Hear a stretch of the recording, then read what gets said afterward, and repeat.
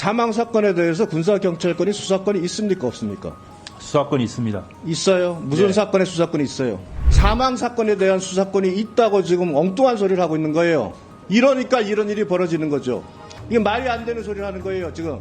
답변 드려도 되겠습니까? 사실상 수사를 할 수 있는 것처럼 규정을 만들어 놨습니다. 자꾸 손 드시는 분이 있어서 자꾸 손을 드시는데 뭐 하실 말씀 있습니까? 네. 박정훈 대령이 수사를 했는지 아니면 수사를 한 것처럼 보이는 것인지, 만약에 수사를 한 것처럼 보인다면 그 이유가 무엇인지. 그런데 국방부 장관 명령이 이처 방식을 피의자라고 적으라고 합니다. 수사한 것처럼 보이게 적으라고 하는 겁니다. 국방부 장관의 훈령이 잘못됐기 때문에 박정훈 대령이 수사한 것처럼 보인 겁니다. 회수하고 이첩을 보류하고 재검토하고 재이첩하고 모두 지체 없이의 반환, 직무 수행에 있어서 반드시 따라야 될 기준을 위반한 직권남용입니다. 의석을 정돈해 주시기 바랍니다. 성원이 되었으므로 제416회 국회 임시회 제3차 법제사법위원회를 개회하겠습니다. 유상범 의원입니다. 우리 박정훈 대령님, 예. 사망 사건에 대해서 군사경찰권이 수사권이 있습니까? 없습니까? 수사권이 있습니다. 있어요. 무슨 네. 사건에 수사권이 있어요? 변사 사건에 수사권이 있다는 얘기예요? 변사 사건에 대한 수사권이 있습니다. 변사 사건이라는 게 뭐예요? 사망- 변사 사건은 이 사망 사건이 발생했을 때 그 사건이 자연사이냐 변사를 판단하고 사망 원인을 그다음에 그걸 가족에게 인가하는 일련의 절차를 변사 사건이라고 그래요. 그 이후에 이 사안이 실제 범죄와 관련돼 있느냐 아니냐를 조사하는 것은 수사입니다. 그러니까 지금 임성근 사단장은 변사 사건 수사권이 있다고 사망 사건에 대한 수사권이 있다고 지금 엉뚱한 소리를 하고 있는 거예요. 이 이해람 중사 사망 사건 당시에 이 자리에 있던 민주당 많은 의원들과 우리 국회에서 군사 경찰에게 사망 사건, 성폭력 사건, 그 다음에 입대전 사건에 대해서는 군사 경찰이 아예 수사를 하지 마라. 그래서 사망 사건에 범죄 혐의가 있는 정황만 발견되면 바로 이첩을 하도록 그렇게 법이 만들어졌습니다. 지금 임성근 사단장은 박정훈 대령은 명백히 군사법원법에 있는 법률 규정과는 전혀 반하는 그런 주장을 하고 있는 거예요. 이러니까 이런 일이 벌어지는 거죠. 이게 말이 안 되는 소리를 하는 거예요, 지금. 답변 드려도 되겠습니까? 지금 수사권이 있다고 주장하는 그 내용 자체가 군사법원법 2조를 제대로 검토를 하지 않고 변사 사건에 대한 조사권을 가지고 수사권이 있다고 주장하는 겁니다. 그래서 물어볼게요. 그러면 그 당시에 피의자의 관련자들의 진술 조서를 작성하면서 상대방들에게 진술 거부권 고지 다 했습니까? 담당 수사관들이 고지했습니까? 안 했습니까? 고지한 것으로 알고 있습니다. 자, 그러면 진술 조선이 피의자 조선이 명칭에 불문하고 방금 그 수사관들이 한 행동 자체가 수사입니다. 그런데 군사법원법 2조는 군사경찰은 이 사안에 대해서 수사를 할 수 없게 만들었어요. 이렇게 법을 만들었는데 국방부에서 군사경찰에 대한 입장을 고려했는지 훈령에서 사실상 수사를 할 수 있는 것처럼 규정을 만들어 놨습니다. 완전히 모법과 반하는 훈령을 만들어 놓은 거예요.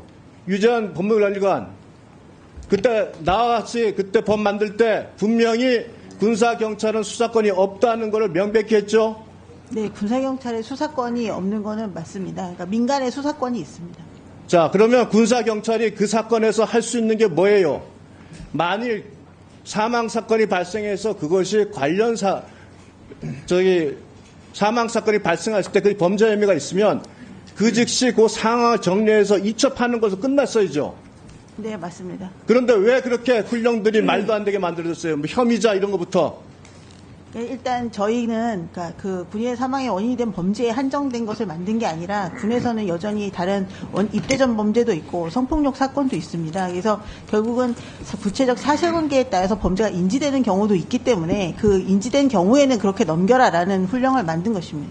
자, 군사법원법 228조 3항이 마치 군사경찰에게 수사권이 있는 것처럼 오도되는 내용들이 자꾸 말씀이 되는데 그 조항은 적법한 수사권을 가지고 수사를 하는 중에 사망사건이나 성추행 사건 등이 즉 수사권 없는 내용이 발견되면 그 내용은 즉시 이첩하라는 내용이죠. 네, 맞습니다. 우리 박정원 대령, 예. 분명히 박정원 대령은 이첩 보류 지시와 관련돼서 여러 가지 얘기를 하면서 이첩 보류 지시를 하면서 사건 축소 우려가 있어서 거부했다. 이렇게 얘기했어요. 맞죠? 이첩 보류 지시 거부했다고 아까 답변했어요. 네, 분명히. 이첩 보류 지시 거부했다고 답변했어요. 그냥 가만히 있어보세요. 이미 그렇게 답변을 하고요. 그 다음에 조배석 의원님 질문에는 김기한 사령관으로부터 이첩 보류 지시를 받은 바 없다고 답변했어요. 예, 맞죠? 보류 지시 받은 바 없습니다. 김기한, 자, 여기 부사령관 나와 계세요. 예, 국방부 장관님으로부터 이첩 보류 지시를 전달받았어요? 안 받았어요? 정확히 받았습니다. 사령관한테 그 얘기 전달했습니까? 정확히 전달했습니다. 그럼 박정원 대령에게 그 지시 내용 내려갔죠? 당연히 전달했습니다. 네. 자, 이종섭 장관님. 예. 몇 번에 걸쳐서 지시했어요? 세 번처럼 보이지만은 그것은 처음에는 사령관에게 직접 했고 두 번째는 부사령관이 사무실에 왔기 때문에 한 번 더 종합적으로 지시할 때 포함시켜서 했고 네. 나머지는 그 사령관이 문자로 의견을 제시했을 때 다시 한 번 강조해서 이첩 보류하라고 했습니다. 그래서 전체 3번 한 겁니다. 지금 박정원 대령은 두 번에 걸쳐서 말씀을 하신 게 있어요.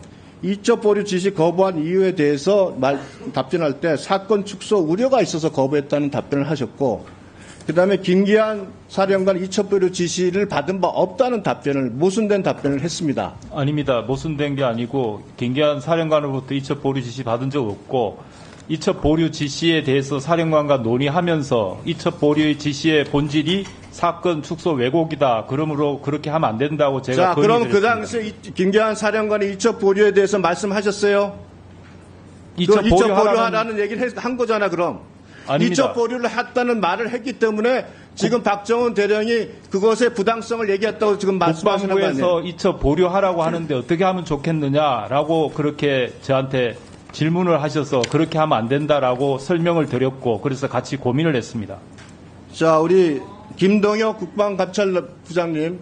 자, 방금 그 공소 사실에 보면 8월 1일자에 분명히 이첩 보류 지시를 했고 이에 대해서 우리 박 대령이 이첩 보류 지시를 받지 않은 걸로 하겠다면서 거부했다는 내용이 8월 1일과 8월 2일 날 했다고 분명히 기재가 돼 있어요. 이거 맞죠? 네, 저희는 그렇게 파악해서 공소 제기했습니다. 자, 그러면 그 당시에 그 진술을 확인한 거는 박 대령은 그렇게 진술했습니까?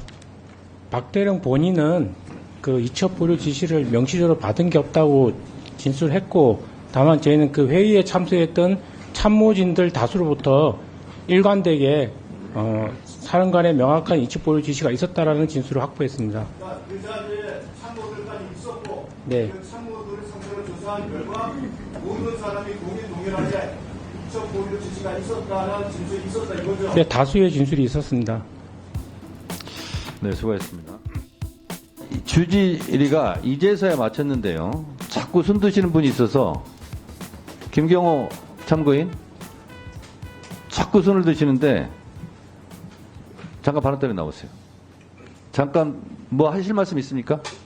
네. 박정훈 대령이 수사를 했는지 아니면 수사를 한 것처럼 보이는 것인지 만약에 수사를 한 것처럼 보인다면 그 이유가 무엇인지 그 부분을 주권자 국민에게 얘기하고 싶어서 손을 들었습니다. 짧게 얘기하세요. 짧게 2분간 얘기해보겠습니다. 시간 드리겠습니다. 말씀하세요. 최초에 고 최해병이 발견되면 변사자가 발견됩니다. 여기서 먼저 이야기할 것은 수사는 수사기록부라는 공식적인 문서가 있습니다. 거기에 연번을 적고 피의자, 죄명, 범죄 사실을 적었을 때 입건이라고 하고 입건 권한이 있을 때 그 명부에 적을 권한이 있을 때 수사 권한이 있다고 합니다. 이 사건은 최초에 변사체가 발견되고 변사자 처리 지침에 따라서 내부적으로 아직은 수사 명부에 이름을 올리기 전, 번호를 올리기 전, 입건하기 전 절차이기 때문에 내부적인 수사, 내사라고 합니다. 조사입니다. 그래서 사망 원인이 무엇인가를 확인해서 그게 범죄 원인과 관련이 없으면 종결 권한을 갖습니다.